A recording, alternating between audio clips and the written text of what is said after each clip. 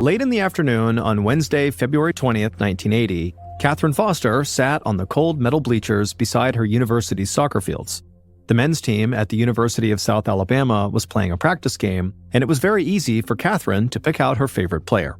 He was the very tall and handsome one with dark and curly hair. His name was Tom Jadon, and he'd been Catherine's boyfriend for years, ever since they went to high school together in the small city of Pascagoula, Mississippi. Catherine and Tom were young, both just 18-year-old freshmen, but they were committed to each other. When they were seniors in high school, Tom received a soccer scholarship to the University of South Alabama in Mobile, so Catherine enrolled in the same school just to be near him. Catherine had earned the second highest grades in her entire graduating class, and so she could have gone to college anywhere, but realistically, it did not feel like a sacrifice for her to follow Tom to this school. The University of South Alabama was well known for its physical therapy program, which was Catherine's specialty, and so having her boyfriend there just made college that much better. While Tom and his teammates played soccer, Catherine called out to two young women looking up at the bleachers from the grass below. One was tall and thin, this was Tish O'Sullivan, and the other was shorter and more athletic-looking, and her name was Jamie Kellum. And these two were Catherine's best friends, and when they saw Catherine calling to them, they smiled and rushed up to her and sat down on either side of her. And for a moment, all three young women just sat there and watched Tom and the other players out on the soccer field, but then the coach blew the whistle and called all the players to the sidelines. And so suddenly there was not soccer to watch, and so the three friends stopped looking at the field and they just looked to each other and began chatting. Catherine had known Tish since they were in elementary school. They'd gone to the same Catholic church and the same high school in Pascagoula, but Catherine had not met Jamie until her first day of college. She and Tish had been standing in line for registration, and Jamie happened to be in front of them. They got to talking and realized Jamie was also from Pascagoula. She had just gone to a different high school. That's why they didn't know her. And so the three young women bonded over their shared background, and ever since that fateful meeting, they'd been inseparable. They all loved the energy of living in a big city for the first time, and lately, the women had been keeping an eye on a brand new mall that was under construction in downtown Mobile. Jamie leaned over and told her friends that she thought the mall was actually finally open now, and so they should go check it out the next day. Catherine and Tish loved the idea, and none of them had anything to do in the morning, so they could go shopping, have lunch, and still be back in time for afternoon classes. So they agreed to meet in the parking lot outside of Catherine's dorm building around 10 a.m. the next day. Just then, Catherine's boyfriend Tom came jogging over. He was sweaty and his curly hair was sticking to his forehead, but Catherine didn't care. She gave him a big kiss on the cheek and then took his hand. Then all four friends headed for the university dining hall for dinner before settling in for another evening of studies. The following morning, Catherine woke up before her alarm and she immediately rolled out of bed and jumped in the shower. After that, she went to her closet and picked out a comfortable outfit for the cool morning: blue jeans, brown walking shoes, and a light sweatshirt. Then she sat in front of her mirror and swiped on some eyeshadow, mascara, and lip gloss. She blow-dried her curly light brown hair, thought about putting it up in a ponytail, but ultimately decided she liked it better down. And so Catherine was ready, early, like always. But just then, at about 9:30 a.m., she heard a knock at her door, and so she went to answer it. She smiled when she saw Jamie standing there. Jamie said she knew she was early, but she figured Catherine would be ready too, and she was right. Catherine laughed at how well they knew each other, and then the pair walked out to Jamie's car. But before they actually got to the car, Catherine stopped and said she had forgotten her purse. So she turned and ran back to her dorm to grab it while Jamie waited. Jamie leaned against the side of her vehicle and crossed her arms over her chest against the morning chill. After a few minutes, when still Catherine had not come back outside again, Jamie was so cold that she climbed inside of her car and turned it on, put on the heat, and turned on some music. And as she was sitting there waiting, it started to feel like Catherine was taking a really long time. Jamie thought about maybe going inside to check on her, but she told herself, Catherine's fine, she'll be out in a second. But after 3 more songs played and still Catherine had not come back out again, Jamie really started to get worried. But just then she looked up and noticed Tish walking across the parking lot towards her, and so Jamie rolled down the window and actually yelled to Tish, like, "Hey, come over here." And so Tish, sensing something was wrong, she ran over. And when the two women linked up, Jamie explained that Catherine had apparently lost her purse and gone back inside, but that was like 15 minutes ago and she still had not come back yet. Tish agreed that was weird, and it was not like Catherine to suddenly abandon her friends. And even if Catherine could not find her purse and that was the reason it was taking so long, she would have come back by now to tell them that was what was going on so they wouldn't worry. Also, remember, these were the days before cell phones, so a phone call or text message was just not an option. Tish could only think of one explanation. Maybe Catherine had run into her boyfriend, Tom, and decided to go hang out with him instead. It was definitely strange that Catherine never returned to let Jamie know, but the girls knew Catherine was head over heels in love with her boyfriend, and so that did kind of seem like something that could happen. Jamie nodded at this idea and agreed that Catherine could have dumped them for her boyfriend. But Tish had a class with Catherine later that afternoon, and so they'd be able to figure out what happened then. So Tish and Jamie, after waiting for a few more minutes and still not seeing Catherine, they decided to just go ahead with their shopping trip without Catherine. Tish got into the car, and the two young women pulled out of the parking lot and headed for the new mall in downtown Mobile.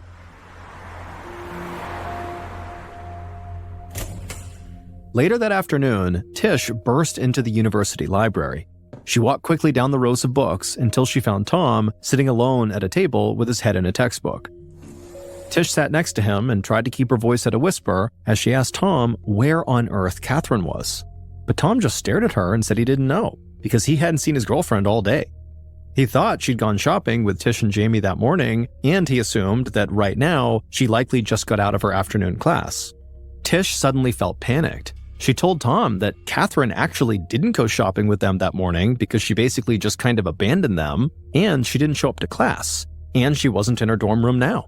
Nobody had seen her since before 10 a.m., and so now Tish and Jamie were running all around campus looking for her.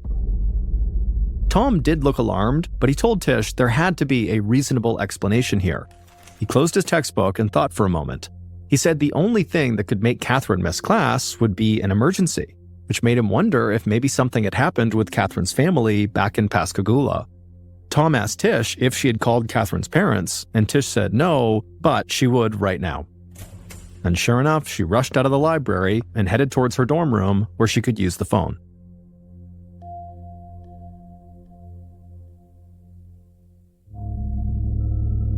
That evening, Sergeant Wilbur Williams was working dispatch at the Mobile police station. He was one of the younger cops with a dark brown mustache and a police hat that actually looked like it was 2 sizes too big on him. When the phone rang, he picked it up and he heard a woman's frantic voice on the other end. She introduced herself as Joanne Foster. She said her daughter, Catherine, was a freshman at the University of South Alabama. Right away, Sergeant Williams' ears perked up. He'd actually graduated from the same university. Mrs. Foster continued, saying she'd received a call from one of her daughter's closest friends telling her that Catherine had not been seen since earlier that morning. And Mrs. Foster said her daughter was not at home, so she had no idea where she was. Sergeant Williams listened, but he actually was not that concerned. He told Mrs. Foster that, because of partying and all these new experiences all around them, that it's pretty common for college freshmen to sort of drop off the map for a few hours from time to time. The sergeant promised the panicked mother that she really did not need to worry, that her daughter would show up. And on the off chance that she did not show up, the Mobile police would launch an investigation. But only after 24 hours had passed. That was the department policy. 24 hours later, on Friday, February 22nd, Sergeant Williams found himself back on his old college campus. The cement sidewalks and tall red brick buildings were familiar and made him nostalgic for his college days. And it would have been a whole lot better to be back here if it were not under such bad circumstances. Catherine Foster still had not been located after almost a day and a half, so the Mobile PD had officially opened up a missing person investigation, and Sergeant Williams was in charge.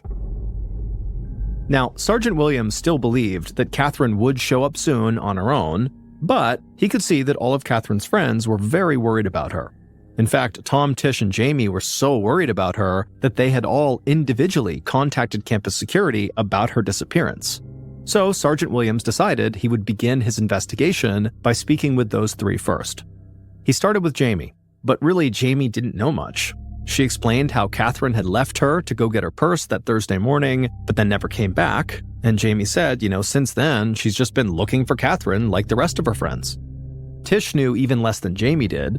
All she could say was that Catherine missed her afternoon class on Thursday and was absent from classes that Friday morning, which was apparently really out of character for Catherine. Finally, Sergeant Williams talked to Tom. Tom would say that he and Catherine spoke every single day, and so it was totally unlike her to go this long without speaking to him. Sergeant Williams appreciated the information Jamie, Tish, and Tom provided, but it really wasn't that much. And so after speaking to Tom, Sergeant Williams spent the afternoon just kind of walking around campus, speaking to Catherine's teachers and classmates, seeing if anybody knew anything. But nobody had any information that could actually help find Catherine. And so by nightfall, Catherine was still missing, and Sergeant Williams had no idea where to look for her. The following day, Saturday, February 23rd, Tish marched arm in arm with about 50 other students, including Tom and Jamie. They joined a volunteer search party to look for Catherine under the supervision of Sergeant Williams and another officer. The search party had already scanned the entire main campus, but they'd found nothing. So around 10 a.m., 48 hours since Catherine was last seen, the police expanded their search to forested areas surrounding the university. Tish and the other volunteers kept their arms hooked together as they made their way through the trees. The police had told them that even something as tiny as a hair clip could help them find Catherine. So Tish kept her eyes locked on the crunchy brown grass, watching for anything out of the ordinary. Then, from far down the line of students, Tish heard someone scream out in terror. Her stomach dropped as she watched two police officers run towards the commotion. Without thinking, Tish just followed them and ran headfirst into the most horrifying thing she'd ever seen. Her best friend, Catherine, was there, lying on her back in the grass, motionless. Everything about her looked pristine. She was wearing her favorite blue jeans and sweatshirt, her hair was fanned out around her face, her makeup wasn't even smudged. It almost looked like Catherine had just laid down for a nap, except for the puddle of blood beneath her head. Suddenly, Tish heard another student scream, and she watched Jamie drop to her knees and sob into her hands. As more people joined the crowd, Tish saw Tom running up to see what was going on. But before Tom could get a glimpse of his girlfriend, Sergeant Williams began pushing the students back and grabbed Tom by the arm. The sergeant told him this was a crime scene now, and so they had to secure the area. Another officer quickly began wrapping yellow crime scene tape around the trees, creating a large perimeter around Catherine's body. And as this was happening, Sergeant Williams did his best to hide his shock. He had truly believed that Catherine would just show up again with a simple explanation for her absence. But now, of course, everything had changed. A student had been murdered on Sergeant Williams's former college campus, and he felt like it was now his responsibility to solve the case, especially when you consider the fact that he had kind of brushed off Catherine's mom's concerns initially. Sergeant Williams did an initial sweep of the area immediately around Catherine, but there wasn't much to find. The dirt and grass around Catherine's body did not look disturbed. There were no footprints, drag marks, or signs of a struggle. There was no blood anywhere except right beneath Catherine's head. Sergeant Williams couldn't find any signs of a weapon either. Soon, a few other Mobile Police Department officers showed up, along with the county medical examiner. Staff from the medical examiner's office lifted Catherine's body up and then placed it into a body bag. Then they carried the bag to the coroner's van so her remains could be transferred to the county morgue for an autopsy. A few hours later, Sergeant Williams arrived at the morgue to meet with the medical examiner about Catherine's cause of death.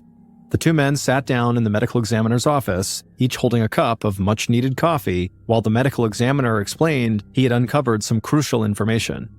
Catherine had died from 2 gunshots from a .22 caliber gun, 1 bullet in the back of her skull and the other in her right temple. Otherwise, her body showed no signs of assault or indications that she had been bound or beaten in any way. The medical examiner also said her body showed little signs of decomposition, which made him think that Catherine had only been dead for maybe 8 to 24 hours before her body was found. Sergeant Williams thought this over. Catherine disappeared on the morning of Thursday, February 21st, but based on the medical examiner's estimation, she was not killed until at least 1 full day later. It sounded like Catherine might have been kidnapped and then held captive for more than 24 hours before she was killed. But it also appeared that she was never restrained and never fought against her killer, so how could she possibly have been kidnapped? Sergeant Williams didn't really know how to make sense of these sort of contradictory clues, but he thanked the medical examiner and headed back to the police station. He knew he had a lot of work to do.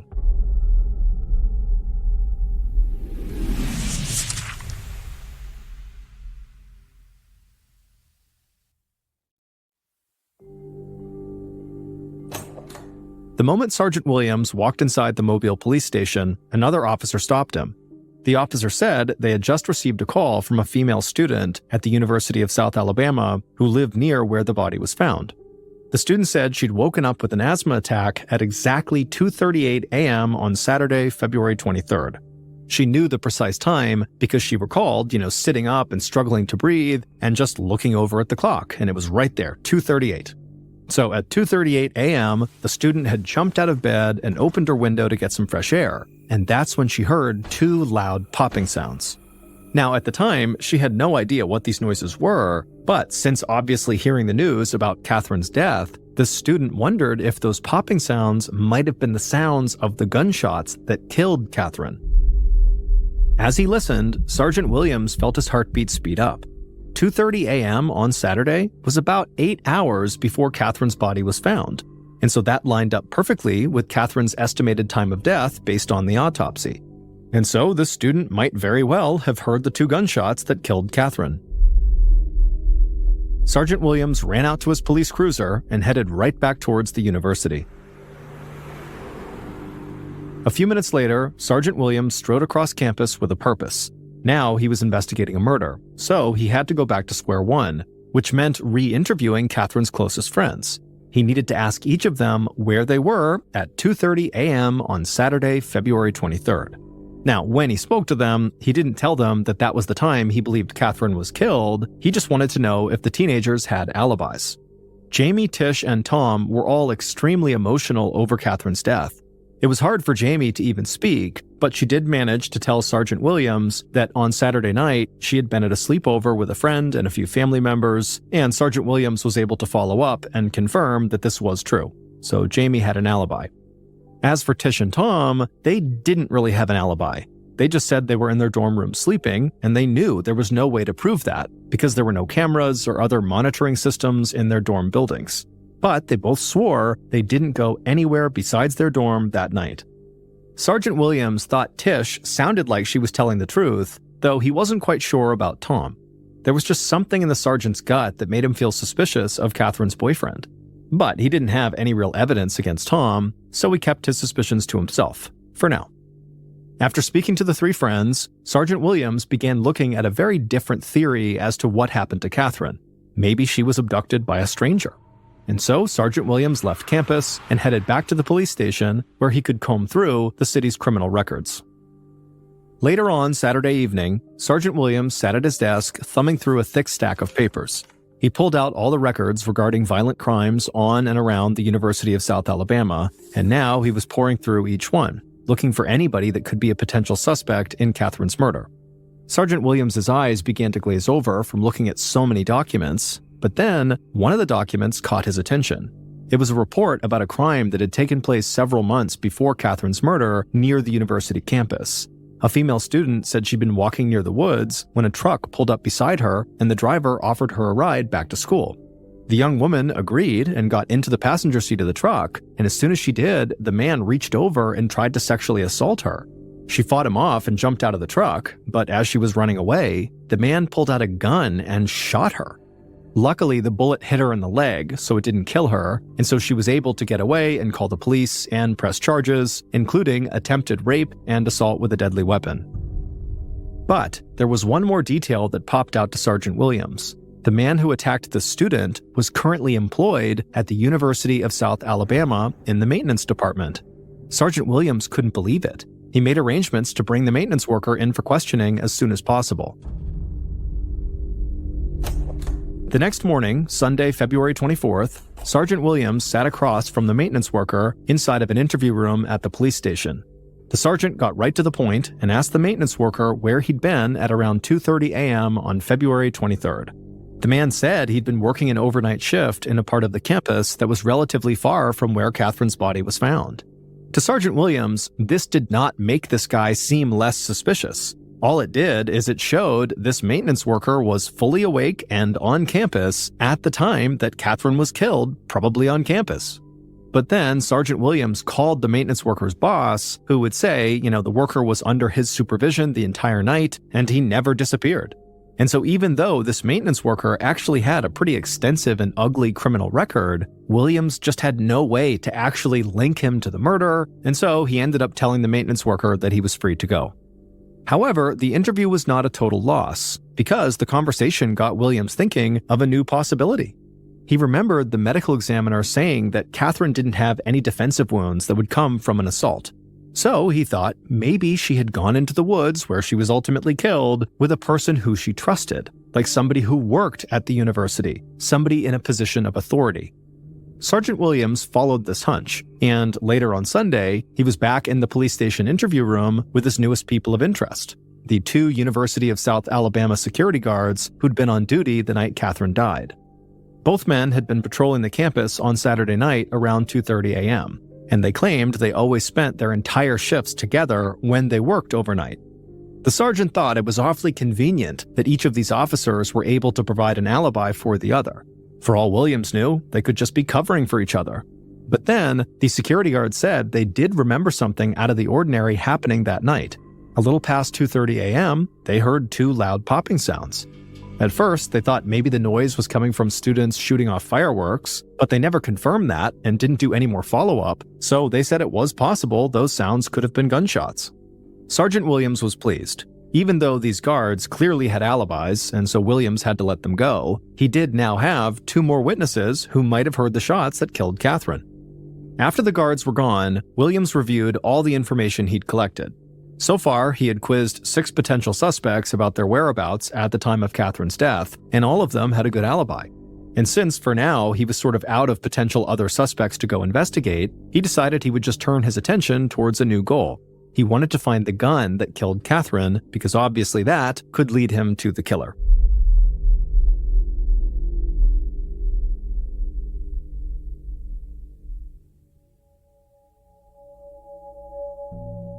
Sergeant Williams and the Mobile Police Department spent the next several days interviewing people and also scouring the campus for the gun.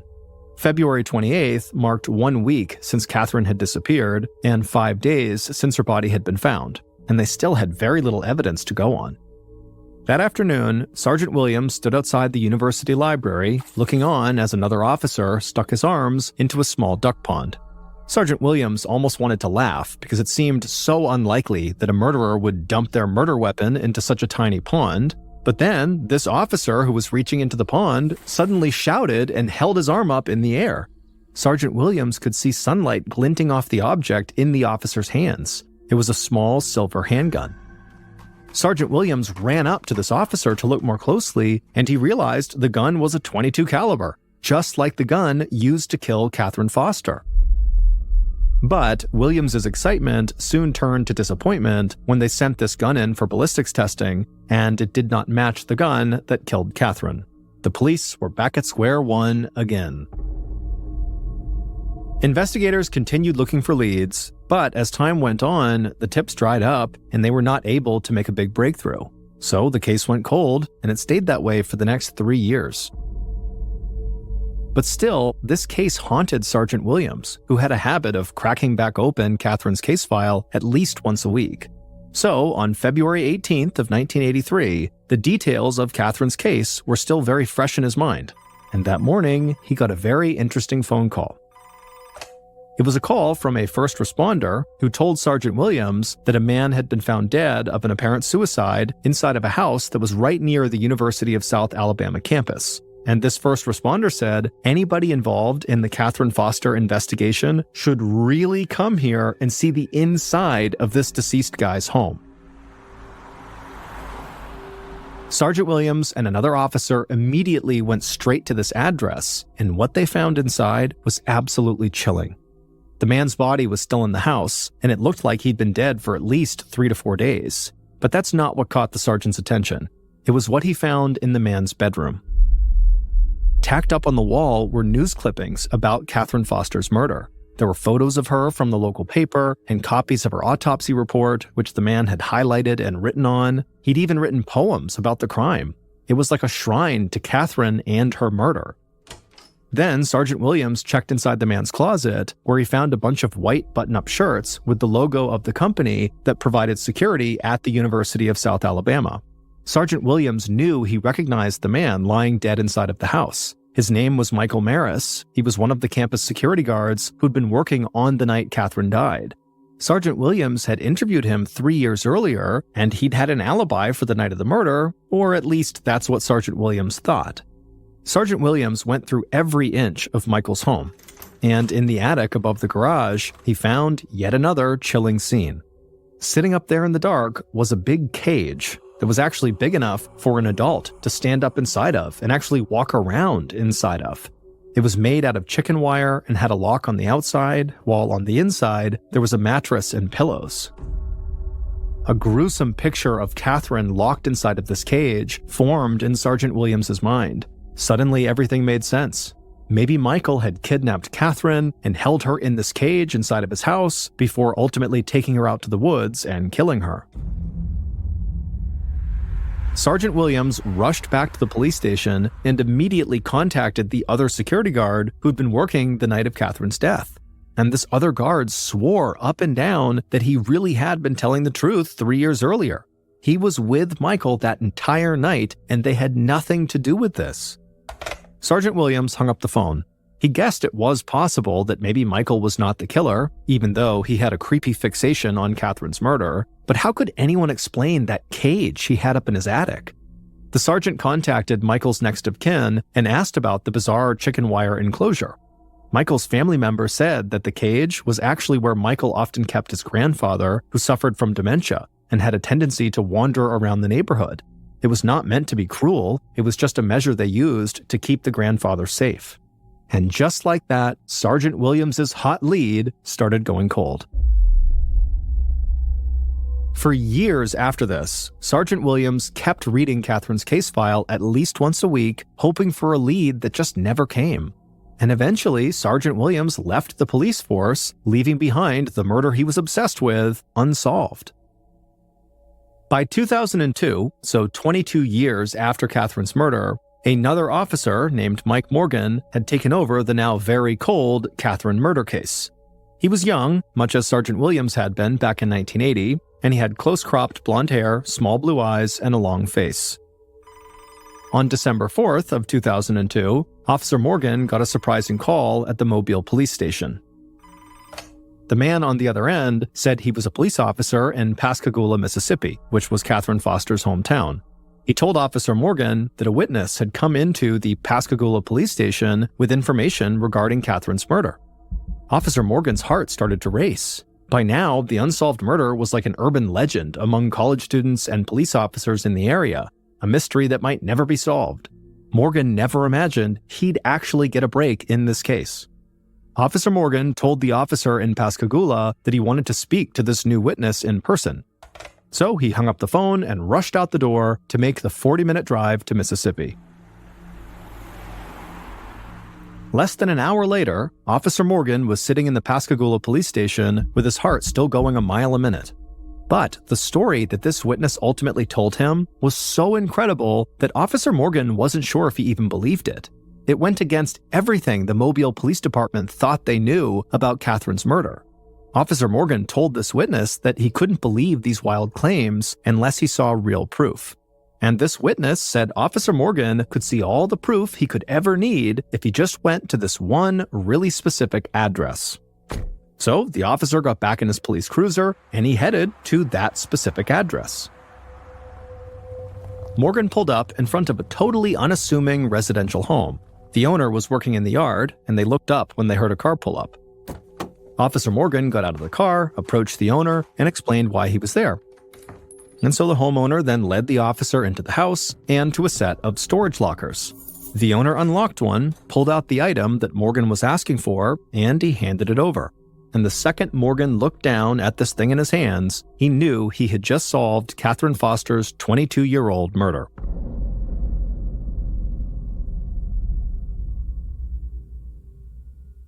Based on the investigation that was done into this item, here is a reconstruction of what police believe really happened to Catherine Foster on the morning of February 21st, 1980.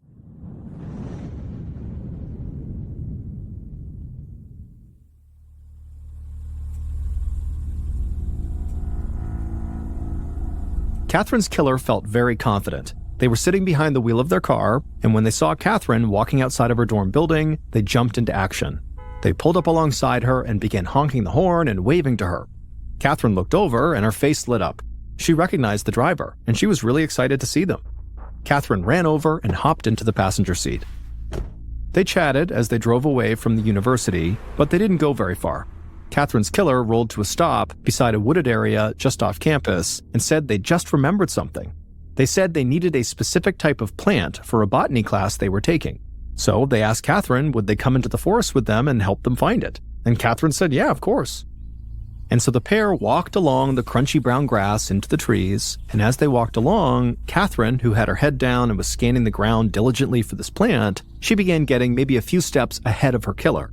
And when this happened, and the killer realized Catherine was distracted, the killer stopped and just stood there staring at Catherine with rage burning inside of them.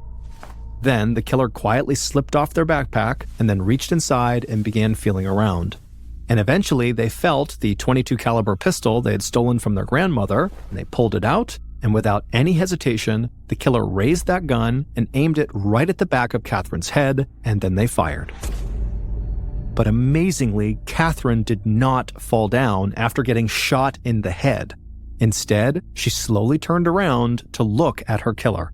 Her eyes were wide with shock and confusion, and for a second, the two just stood there in silence, staring, until Catherine fell to the ground. But Catherine's killer could tell Catherine was not dead. She was still breathing. So they casually raised the gun again and fired a shot into her temple to make sure she was dead. Then the killer got out of the forest as fast as they could, and when they emerged from the trees, they tossed their grandmother's pistol into the nearest dumpster. Then they got back into their car, drove away from the crime scene, and went about their day like everything was perfectly normal. They didn't speak a word about what they had done for the next 22 years. But it would turn out trying to keep this horrible secret inside took a real toll on the killer. They began abusing drugs and alcohol, and eventually, in 2001, they joined an Alcoholics Anonymous group in Pascagoula in the hopes of getting sober. And as part of Alcoholics Anonymous, they began working through the famous 12-step program. Each step is designed to help people get to the root of their alcohol abuse and overcome it. And as part of Step 8, Catherine's killer was instructed to make a list of everyone they had ever wronged, and Catherine's name was right at the top of that list. But the killer ran into a problem. Step 9 was about making amends to these people they had wronged. But Catherine was obviously dead, and so the killer didn't know how to apologize to someone who was not alive. So Catherine's killer confided in another member of their Alcoholics Anonymous group, explaining exactly what they'd done to Catherine Foster. And this other person said the best way to make amends would be to write Catherine an apology letter and read it over her grave. And that's exactly what the killer did. In late 2002, they stood in the cemetery where Catherine was buried in Pascagoula, Mississippi, holding a handwritten letter. They looked around to make sure they were alone, and then they read their apology out loud. The letter said, "Dear Catherine, after all these years, I have come to you. It is me, Jamie, the girl who took your life." It would turn out one of Catherine's two so-called best friends, Jamie Kellum, was actually her killer. The story about how Catherine had said she needed to go back into her dorm to get her purse and then she went missing, that was all a total lie told by Jamie to cover for herself. Officer Mike Morgan had figured this out through the witness who had come into the Pascagoula police station back in December of 2002. That witness was the Alcoholics Anonymous group member who Jamie had confided in, the one who suggested she write the apology letter. But after hearing about what Jamie had done, the witness just could not bear to keep the secret, and so they told Officer Morgan everything. And then they also told Officer Morgan the specific address of where this letter was currently located, because that was obviously the proof Officer Morgan needed. And this address led Officer Morgan to Jamie's stepfather's house, where apparently Jamie had hidden this letter inside of a locker. And so when Morgan asked the stepfather for the letter, Jamie's stepfather replied, quote, "You mean the letter?" So it sounded an awful lot like the stepfather knew what the note contained. And the letter didn't just contain Jamie's confession about killing Catherine, it also detailed her motive for killing Catherine. Although nobody knew it back in 1980, Jamie was absolutely obsessed with Catherine's boyfriend, Tom, the tall, handsome soccer player. Jamie and Tom had met long before either of them went to the University of South Alabama. They'd crossed paths at a tennis tournament during high school, and while Tom did not really remember Jamie, she never forgot him. She kept tabs on him through the gossip in their small Mississippi hometown. In 1979, she found out Tom was in a serious long-term relationship with Catherine Foster, and that both of them were heading to the University of South Alabama for college. Jamie had received tennis scholarships to multiple schools in the southern United States, but she chose to go to the University of South Alabama, where she did not receive any scholarship money, for the sole purpose of secretly following Tom. And the day that Jamie met Catherine and Tish magically in the registration line, and they all became best friends, that was not a coincidence. She intentionally inserted herself into that friend group to be closer to Tom. And then she began taking pictures of Tom and showing them to her family, claiming that he was actually her boyfriend. She even kept a lock of Tom's hair. Now, Tom had no idea this was happening, and neither did Catherine. But as Jamie realized that breaking up the young couple was going to be harder than she thought, she got more and more desperate. She wanted to get Catherine out of the way, and she believed there was only one way to do that: to murder Catherine.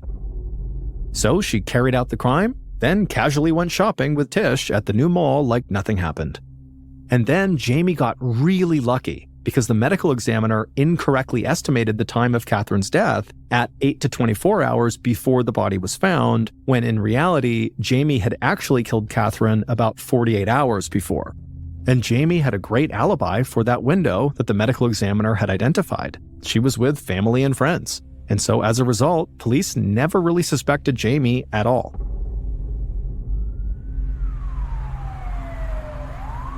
On November 21st of 2008, Officer Mike Morgan and another member of the Mobile Police Department pulled up outside of a blue and white colonial-style home in Jackson, Mississippi. It was a shelter house for people experiencing homelessness, and they knew Jamie had been living there for a while. When police looked into the yard, they saw there was a middle-aged woman with long graying hair just staring back at them. Officer Morgan got out of the car, but before he could even say anything, the woman actually yelled out to them. She said her name was Jamie, and she already knew the police were there to arrest her. Jamie got in the police cruiser without any resistance. Once they got back to the Mobile police station, she immediately confessed to killing Catherine Foster. Jamie would later try to claim she was innocent, but ultimately a jury found her guilty of first-degree murder, and she was sentenced to life in prison. Mary Kelly was still just a little girl. Her two older sisters nicknamed her Mary Sunshine. This is because every morning, as soon as the girls would wake up, Mary would leap out of bed and run around her house, pushing aside all the curtains, so every room in the Burley, Idaho home filled with sunshine. The nickname stuck because it not only captured her cute morning routine, but it also captured her sense of optimism, energy, and radiance that people associated with her for her entire life. When Mary was born on October 11th, 1921, Burley was just a small rural town in southern Idaho with a population of just over 5,000 people. Most of its residents, the Kelly family included, were farmers, and the main crops grown in the town were grains, sugar beets, potatoes, and alfalfa. Like her older brother and two older sisters, Mary loved living on her family's farm. The kids held barnyard rodeos, they had potato fights every fall after the harvest was done, and during the hot summers, they cooled off in the irrigation canal near their house. Mary's parents were devout Mormons, and this religion would always be central to Mary's life. Members of the Mormon Church, called the Church of Jesus Christ of Latter-day Saints, or LDS for short, believe their church is actually the original Christian church started by Jesus Christ and brought back or restored in 1830 by LDS church founder Joseph Smith Jr. The teachings of the church, which center around the teachings of Jesus Christ, were all written down by Joseph Smith Jr. in a book titled The Book of Mormon. Despite Mormons being known for living very modest and reserved lives, for example, they don't drink alcohol, they avoid caffeine and tobacco, still, Mary's childhood home was a very fun, raucous place filled with music and stories. Mary was the daughter of a big, charismatic Irish father and a tiny English mother who sang duets together at church. Mary inherited her mother's quick wit, her sparkling blue-green eyes, and her curly hair, but she had her father's sense of humor. Her father also taught her at an early age how to dance and how to yodel. When Mary was 13 years old, a new family named the Campbells arrived in the neighboring town of Unity and joined the same LDS church in Burley that the Kellys attended. Among the Campbells' 13 children was a handsome 16-year-old son named Curtis. He was dark-haired and serious with a flair for math, electronics, and engineering. By the time Mary was 16 and Curtis was 19, they had fallen in love. And the next year, in 1938, the two of them got married. Over the next 14 years, Curtis and Mary moved more than 6 times.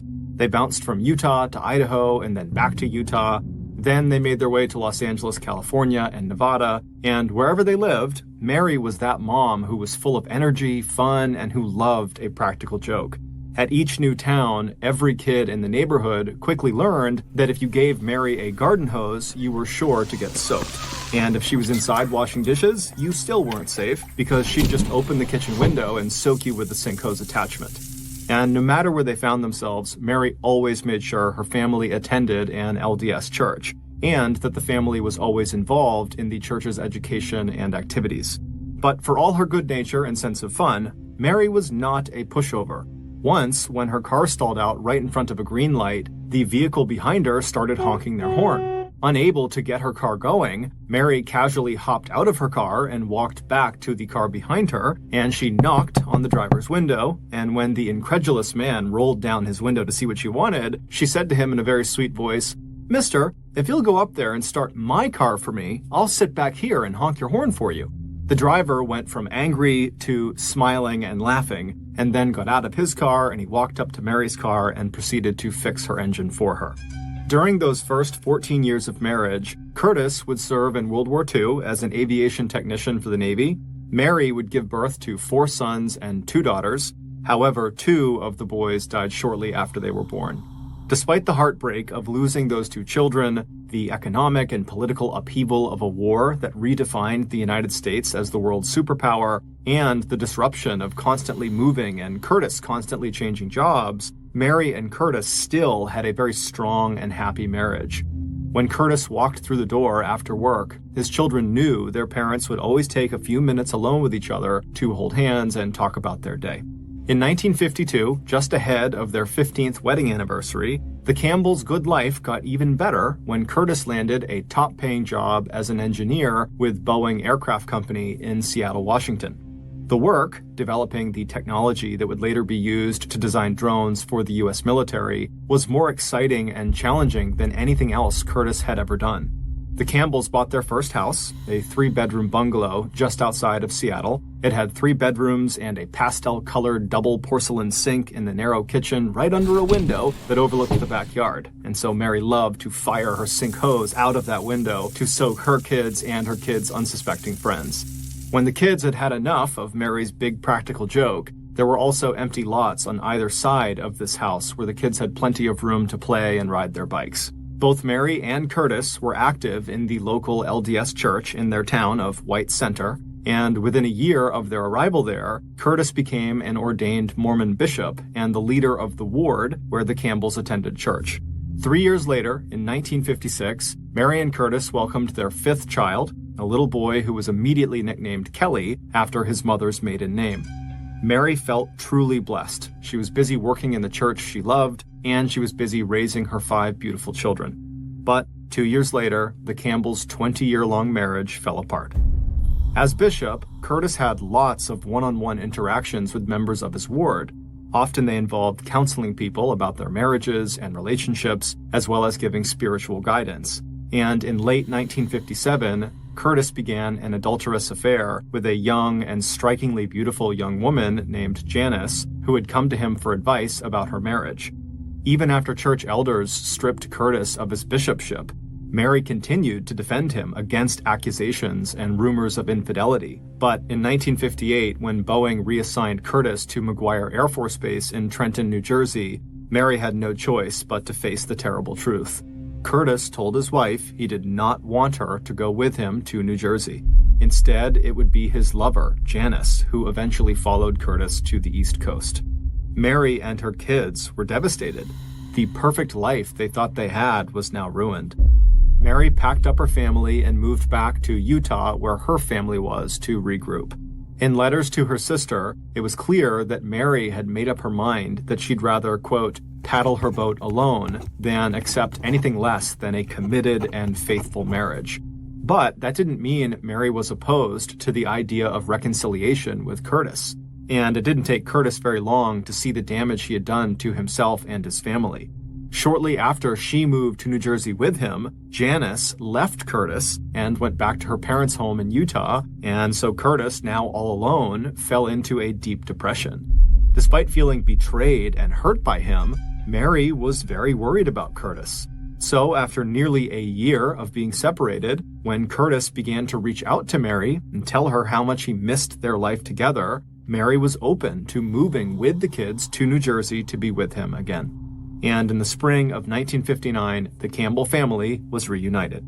And 1 year later, when Boeing sent Curtis from New Jersey back to Seattle, Mary would bring with them a sixth child, a baby boy, and Curtis would buy Mary her dream home, a big 2-story farmhouse 20 miles south of Seattle.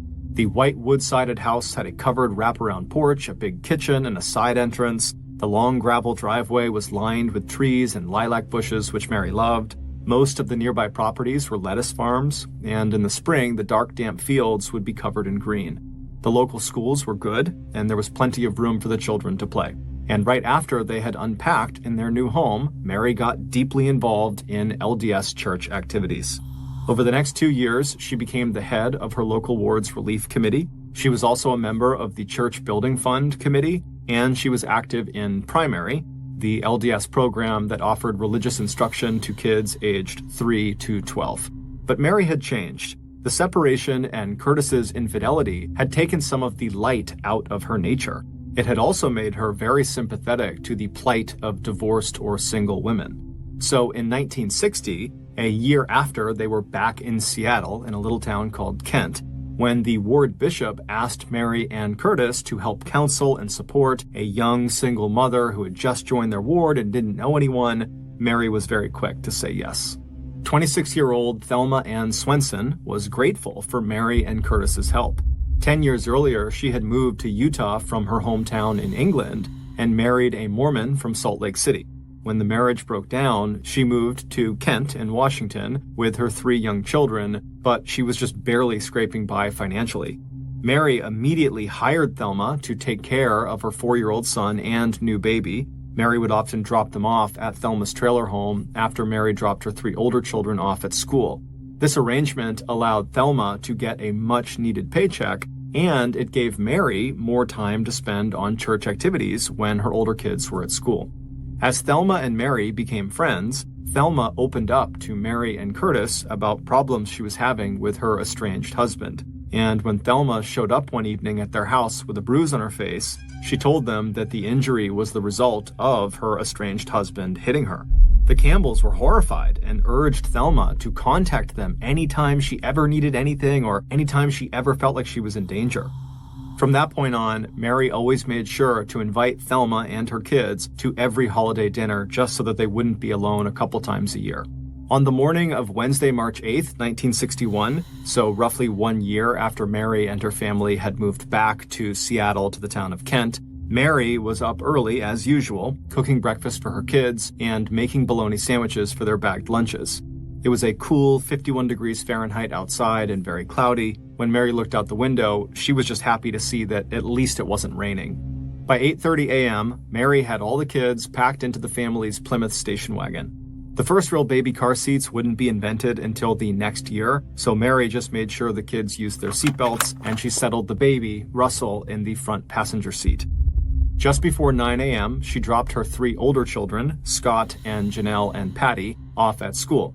She told her older daughter, 11-year-old Janelle, that Thelma would be picking up the girls after school and taking them to Primary, their after-school church instruction program, but that she, their mom, would come get Janelle and Patty after Primary and bring them home for dinner. Scott was 13 years old, which meant he didn't go to Primary anymore as the age cutoff was 12, and at the age of 13, his parents had allowed him to begin walking home after school on his own. After smiling and telling her son she would see him after school, Mary looked behind her and checked that her 4-year-old Kelly was still belted in the back seat, and then she turned to the front seat to make sure her 7-month-old baby, Russell, was still secured in that seat. Then Mary looked one more time at her older kids as they walked into the school building, and then she pulled away from the curb out of the parking lot and headed for her church, where she had 2 meetings that day. Shortly after walking into the LDS church, Mary turned and saw Thelma walk through the front door as well with her own young kids. Thelma shook off the hood of her coat and ran her fingers through her short dark curls that were damp with Seattle's constant mist. She'd once told Mary that she thought she'd left all the rain and clouds behind her when she moved away from England, a place notorious for its wet weather. When Thelma looked around and saw Mary, she smiled and walked over. The 2 women chatted for a few minutes, Thelma confirming that she was all set to take Mary's 4-year-old son Kelly home with her that afternoon for a playdate. By the time Mary's second church meeting ended at noon, Mary was very thankful for Thelma's help. By that point, Mary's baby, Russell, had started to get restless and fussy, and so Mary was eager to get back to her home and put him down for a nap, and then maybe she'd have a little time to herself. It was about 12:30 in the afternoon when Mary drove up the long gravel drive to her house, parked the car in the detached garage, and let herself into her house through the side door, which led directly into the kitchen.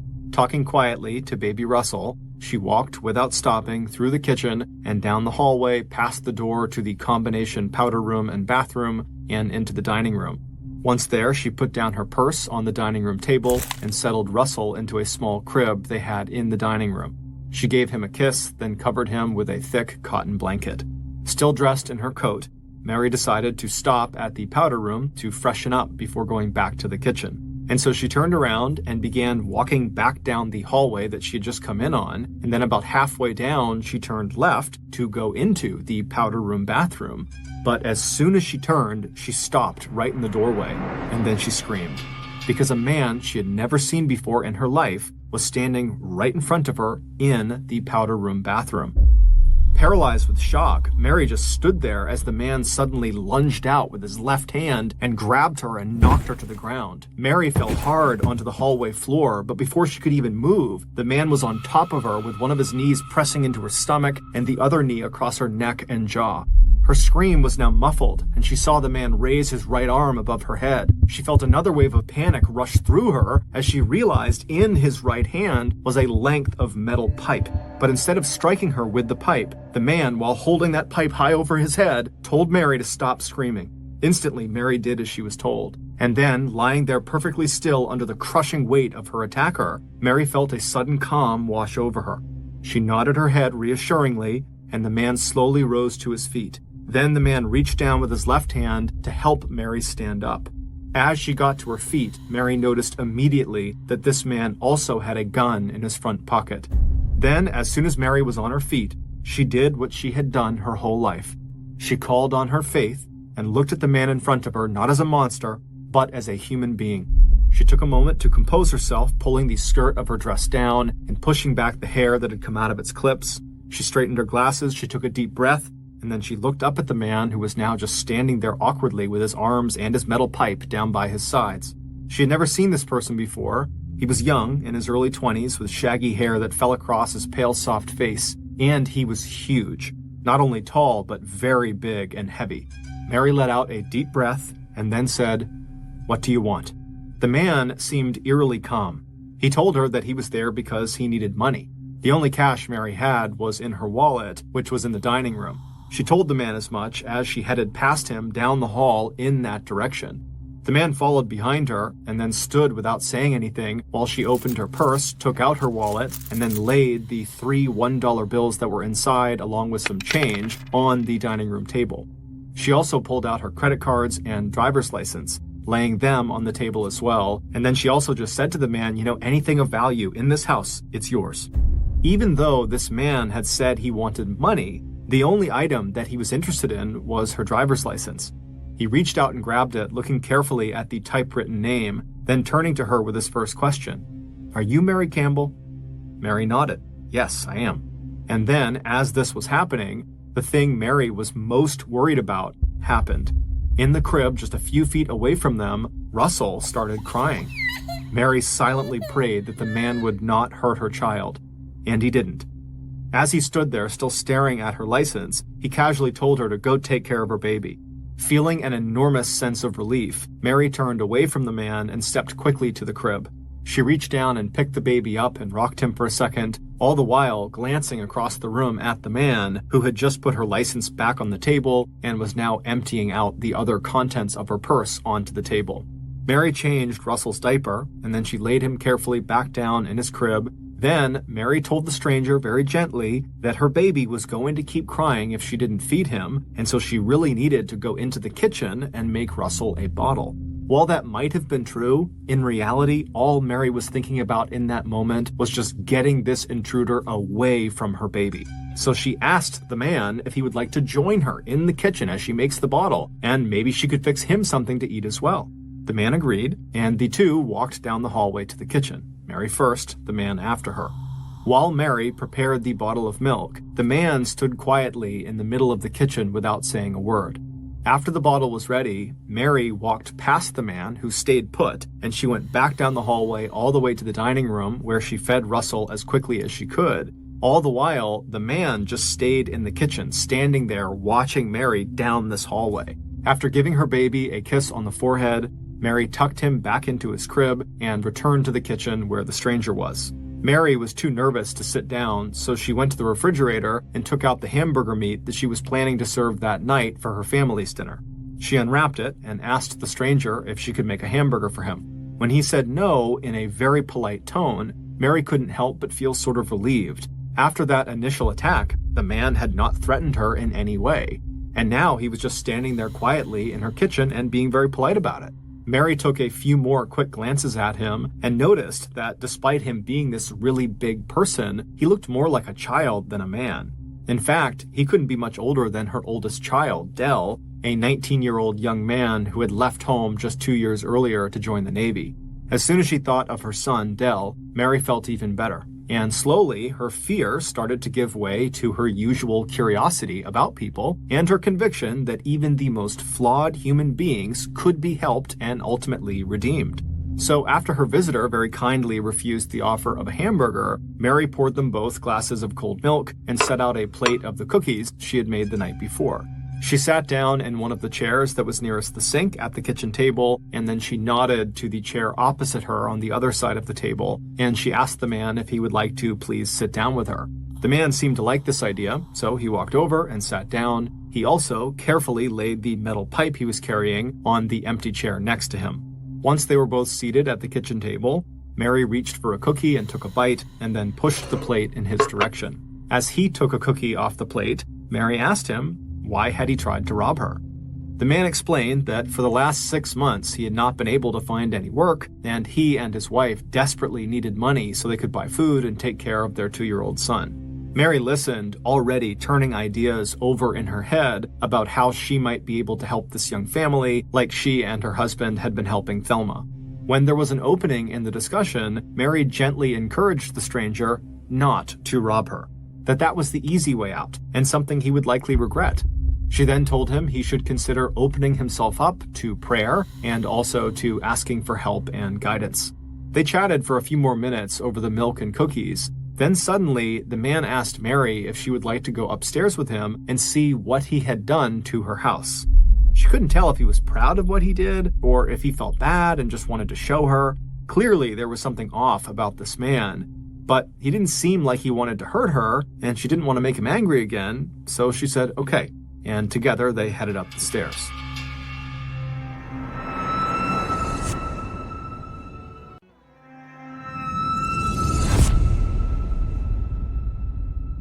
Right away, she could see that the bedrooms and the hall closet and study had been ransacked. Articles of clothing had been pulled out of drawers and tossed on top of the floor. The man apologized for the mess, saying he had tried to make it look like a burglary had happened. When Mary knelt down in front of the bureau in the master bedroom to start refolding the clothes back into the drawers, the man also bent down and started to help her.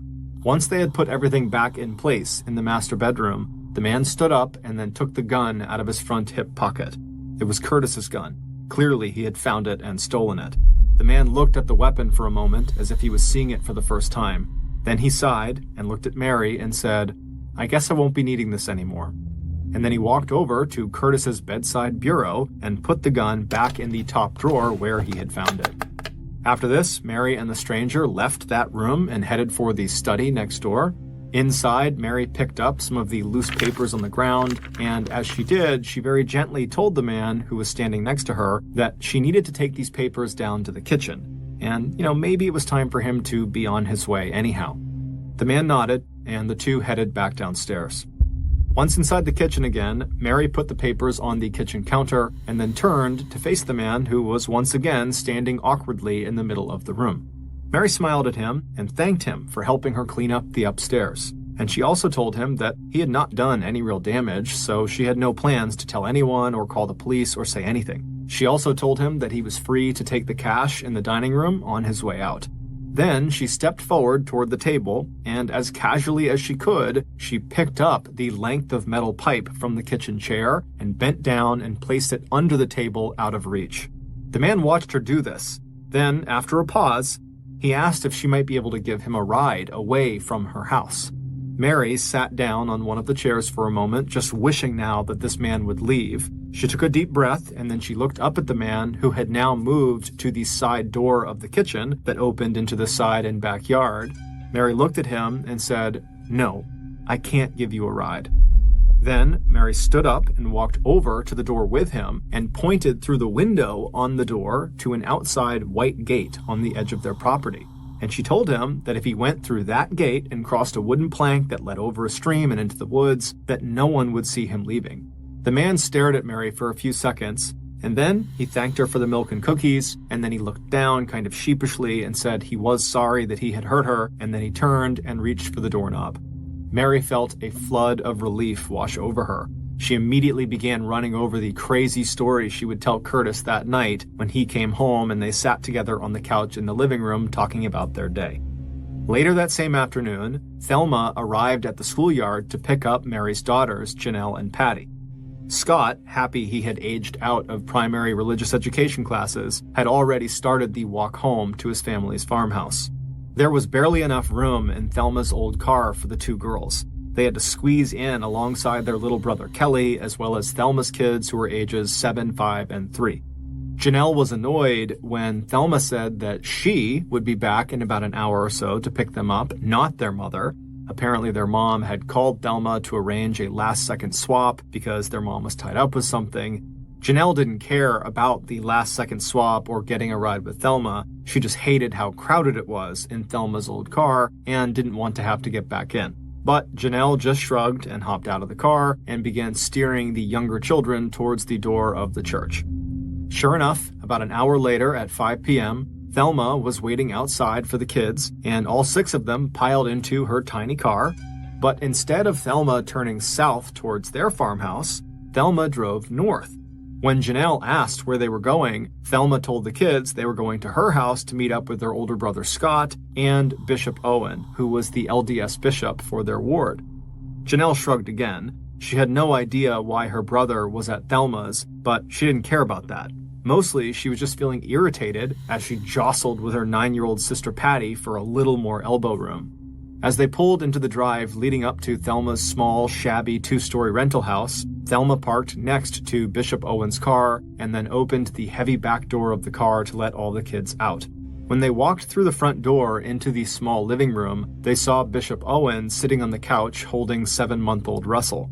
In a nearby chair, they saw their brother, Scott, who was watching TV. But he looked like he was staring right through the TV, like he was totally zoned out. Before the children could even say hello, Thelma had shooed Janelle and her sister Patty outside to play with Kelly and Thelma's 3 children. About an hour and a half later, around 7 p.m., the kids were still outside and it was getting dark and chilly when Patty complained that she needed to use the bathroom. Janelle walked to the back door of the house only to find it locked. Cold, tired, and hungry, Janelle was certain this locked door was the work of her annoying 13-year-old brother Scott, and she immediately started rattling the doorknob and yelling for him to come and unlock the door and let them in, or she was going to tell their mother. But when she and the other kids heard the bolt pull back, it wasn't Scott standing in front of them, it was Bishop Owen. He stepped aside and all the kids streamed in. Patty headed for the bathroom, while Janelle went straight to the living room to glare at her brother. But when she finally planted herself directly in front of the TV he was watching, she saw right away that something was very, very off about him. Before she could ask him what was wrong, through the window she caught sight of something moving outside. When she turned to look, she saw her father's car pull up next to Thelma's car, and behind her father's car she saw 2 police cars, the single-dome lights on the roof of each one flashing bright red.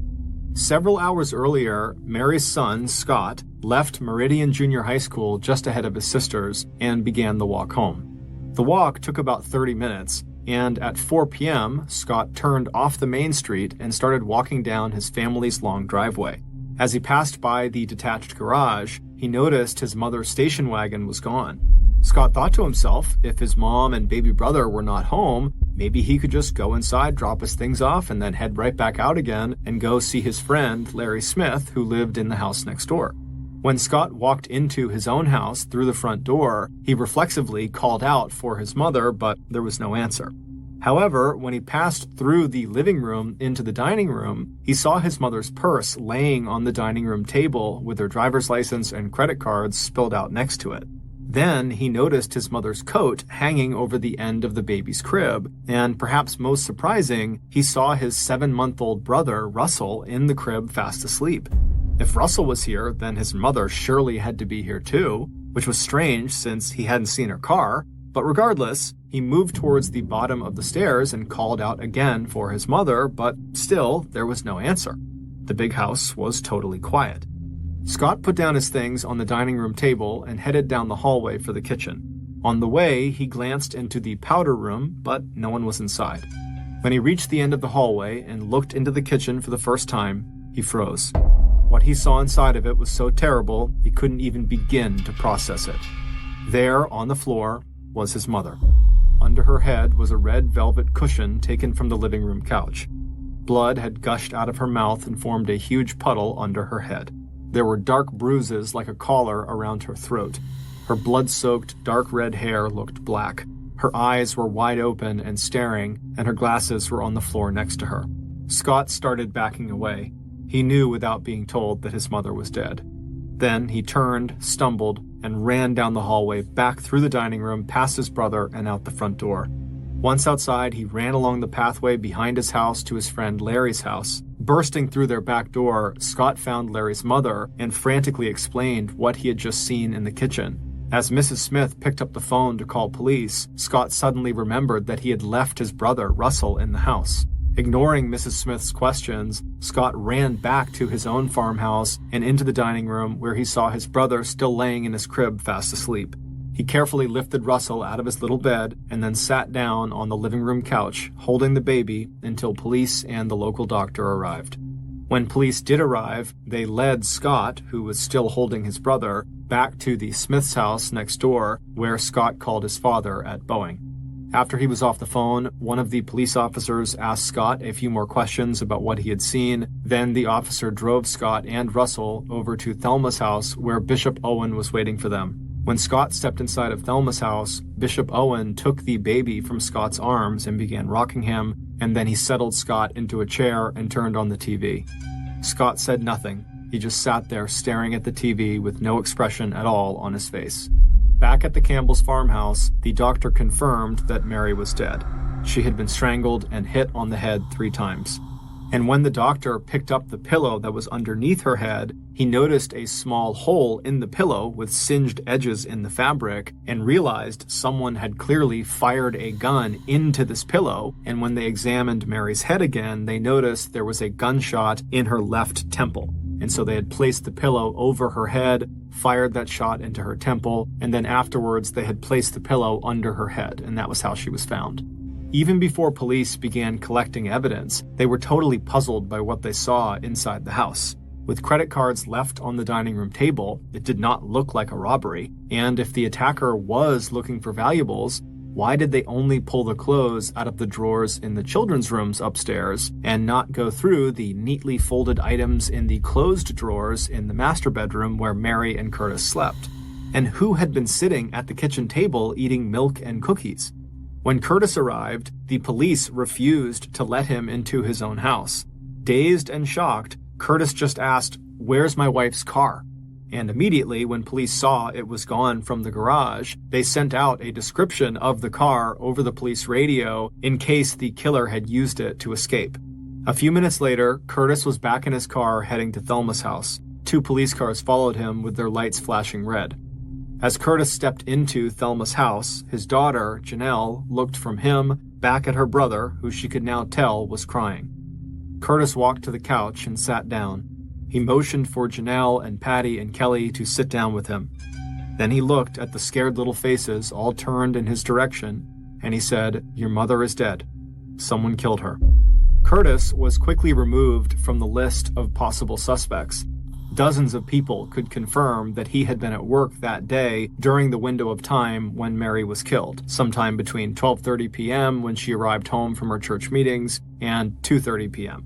By 8 p.m. on the night of the murder, police had located the Campbell station wagon in the parking lot of the Group Health Hospital in the town of Renton, 3 miles away. There were no weapons or blood in the car. All it told police was that the murderer must have gotten a ride to the Campbell's house and then used the station wagon to make their getaway. Once Curtis was allowed back into his house later that night with his children, he went upstairs to check for his gun in his drawer and found it was missing. He told the police about it, and they asked him what kind of gun it was and what caliber it was. When he told them, they realized it was the same as the gun that had been used to shoot Mary in the head. Even though there were almost 100 law enforcement personnel working the murder case, by Friday, March 10th, so 2 days into the investigation, the best lead police had was still just a report from the Campbell's neighbor. The neighbor told police that at about 9:30 a.m. on the day Mary was murdered, she had seen a big man with shaggy hair almost down to his shoulders walking first across the Campbell's front yard and then later that day across their backyard. On that Friday, police got an anonymous tip over the phone that would eventually lead to the break they were looking for. The police were told to check out Art Ferguson, the husband of one of the members of Mary Campbell's church. He matched the description of who the neighbor had seen, and he had recently just gotten a haircut.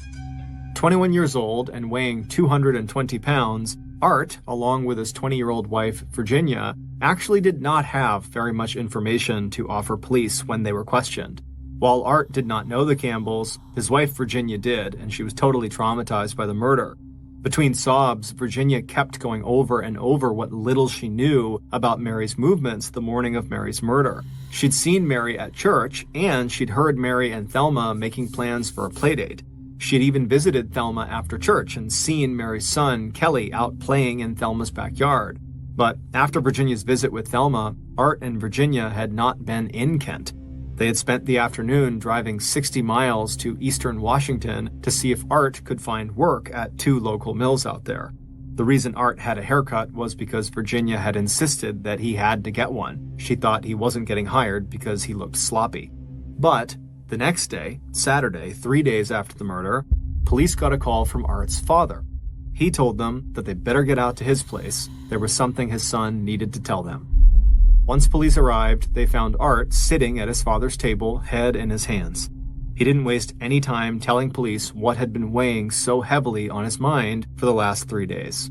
Art told them in a calm voice that he had killed Mary Campbell. Police immediately arrested Art and took him into the police station, and there he spent most of the next day answering questions about his crime. He seemed to have remembered every detail of what happened. The following is based on Art's statement to police. On Wednesday, March 8th, so the day Mary was killed, Art said he walked up the driveway of Mary's farmhouse at about 9:30 a.m. In his pocket was a length of metal pipe. When he reached the house, he let himself in through the kitchen and went upstairs and began ransacking the rooms so that when police investigated the murder he intended to commit, it would look like Mary had been killed by a burglar. When Art found Curtis's gun in the master bedroom, he stuck it into his front pocket along with some ammunition. Then he went back downstairs and hid in the combination powder and bathroom off of the downstairs hallway to wait for Mary to come home from her church meetings. Mary came home and Art attacked her as planned, but right away there was just something about Mary. her charm totally disarmed him, and instead of killing her, he quickly found himself sitting in the kitchen eating cookies and drinking milk with her. When Art got to the part of the story where Mary had told him how to leave his house without being seen and how she would not call the police, Art paused. He told police at that point he had decided he was not going to kill Mary after all. She was just too nice and had been so kind to him. He told police he remembered turning and grabbing the doorknob and getting ready to walk out that side door. He said he even remembered the sound of Mary's voice behind him as she said goodbye to him. But the next thing Art knew, he had turned around and lunged at Mary, squeezing her neck as tightly as he could. According to his formal police statement, as he choked her, Mary, who was totally surprised, stumbled backward a few steps, and both he and Mary slid down the front of the stove to the ground. Art said, quote, "She tugged at my shirt front very lightly, and once at my hair, and tugged very lightly at my sleeve." Art said when his hands got tired and Mary's head fell forward, he released her neck, letting her fall all the way to the ground. Then he turned on his knees and grabbed the metal pipe Mary had shoved under the kitchen table. Art stood up, and with the pipe in his right hand, he swung it down hard at Mary's skull. He hit her 3 times until blood began to flow out of her mouth. Then he ran upstairs to get Curtis's gun that he had put back earlier when he and Mary were up there. On his way back to the kitchen, he picked up a red velvet pillow from the living room couch. When he knelt down beside Mary, who was now motionless, he put the pillow against her left temple, he pressed Curtis's gun into the pillow, and then fired a single shot. Then he laid Mary down on the floor of her kitchen, resting her head on top of the soft, round, and now blood-soaked pillow. Before leaving the house, Art dumped out the rest of the contents of Mary's purse on the dining room table, pocketing the $3 in change, and then he took her car keys. Art stepped out of the farmhouse and entered the Campbell's detached garage. He got into Mary's station wagon and then laid the pipe, the gun, the gloves he was wearing, and his jacket on the seat next to him. Then he turned Mary's car on and drove down the driveway out onto the main road. On his way to the hospital parking lot in Renton, where Art would leave the car and drive home in his own vehicle that was parked there, he stopped along an empty stretch of road near the Puget Sound, and he threw the gun and pipe out into the woods. Art's story explained every strange circumstance about the crime scene that had left police baffled. From the milk and cookies left on the table, to the ransacked bedrooms, to the baby sleeping unharmed in his little bed. But what it didn't explain was why Art had killed this mother of 6, who he didn't even know. Art's bizarre answer to that question would lead the police to another person, the person police would accuse of being the real mastermind behind this murder. On March 8, 1961, the morning of the murder, while Mary was busy dropping her kids off at school and then heading for her church meetings, Art was waiting next to his car in the parking lot of the hospital in Renton, about 3 miles away from Mary's farmhouse. At exactly the agreed-upon time, an older model car pulled up next to him and idled for a minute as Art opened the passenger door and climbed inside. The driver of the car asked Art if he was ready to go and whether he needed to take one more look at the map. Days earlier, the driver had made a hand-drawn map showing a detailed layout of the Campbell's farmhouse. Art had been told to memorize it, along with the usual route that Mary Campbell took through her house when she came home with her baby. Art was feeling nervous and thought looking at the map again might calm him down. The driver handed him the piece of folded paper. As Art sat there studying it, he tried to use the memorization technique the driver had taught him that would apparently sear the image into his mind. Meanwhile, the driver put the car in gear and pressed the gas pedal. On the way to the Campbell's farmhouse, the driver stopped and bought 2 gallons of gas at a gas station and paid by check. When they arrived near the entrance to the Campbell's long gravel driveway, the driver took back the hand-drawn map. They made sure Art had his piece of metal pipe inside of his jacket pocket, and that Art knew exactly where to find Curtis Campbell's loaded pistol. The driver also told Art to be sure he used a pillow from the couch to silence the sound of the shot that Art would eventually fire directly into Mary's temple. Art nodded. Just before he climbed out of the car, a pink and black truck passed by them on the main road. Art's driver only watched Art for a few seconds as he walked up the driveway toward the farmhouse. Then the driver checked their watch and turned the car around and pulled back onto the road and started heading for their next stop. About 3 hours later, at 12:30 p.m., when Art ambushed Mary inside of her house, Art's driver was standing in a different house in front of a kitchen clock, watching the minute hand with intense concentration. The person standing next to the driver would later tell police she could make out the words the driver was speaking as they stared at the clock. "Do it, do it, do it," they said. An hour later, the driver again looked at the clock. This time, the driver, aka the real mastermind behind the murder of Mary Campbell, smiled and then ran her fingers through her short, dark curls and looked out the window at Mary's son, Kelly, playing in her yard. Then, Thelma Swenson, the hard luck case that Mary and Curtis had tried so hard to help, the babysitter who had once lived with them and who knew exactly where Curtis's loaded gun was and what Mary's everyday routines were when she got home from church or from running errands, turned to her good friend, Art's young wife, Virginia, and hugged her. And then, according to Virginia, Thelma swayed slowly side to side while holding on to Virginia and said, "I know where Art is. He's up there right now butchering Mary Campbell." When Art confessed to the murder of Mary Campbell, he told police that he was only acting on the orders of Thelma Swenson. He said she planned every detail of the attack. Art, who was mentally challenged and highly suggestible, claimed that he had been manipulated by Thelma into believing Mary Campbell was an evil person. In terms of getting him to commit the actual crime, Art said Thelma had used hypnosis. And when police checked local town library records, they would see that Thelma had checked out several books on mesmerism. Art accused Thelma of basically putting him into a trance and then literally walking him through every step he followed once he was inside of Mary's house. Police would later find a copy of that hand-drawn map of the Campbell's farmhouse in Thelma's house. The gas station attendant who took Thelma's $2 check on the morning of the murder, and later the driver of that pink and black truck that had passed by, would both confirm that they saw Art in Thelma's car the morning of the murder. According to Art's wife, Virginia, Thelma had drawn her into the plot as well.